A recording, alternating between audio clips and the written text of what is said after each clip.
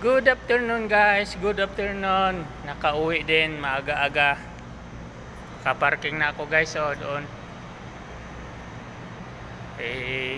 Dito na, palabas na ako. Pagod din. Salamat sa Diyos at maaga-aga kaming yun sila nag-install ng outdoor. Ibang lahi guys.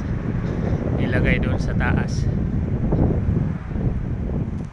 para outdoor yung in-install nila. Ewan ko kaninong aircon yun, taga opisina. Okay guys, at dito na ako sa labas, malapit na ako sa aming boarding house. Salamat sa Diyos at hindi masyado pagod. Okay guys, dito na ako sa malapit sa amin. Bye bye. God bless po, God bless. Salamat sa mga nag-like at nag-view, saka nag-share. Thank you sa inyong lahat. Bye bye.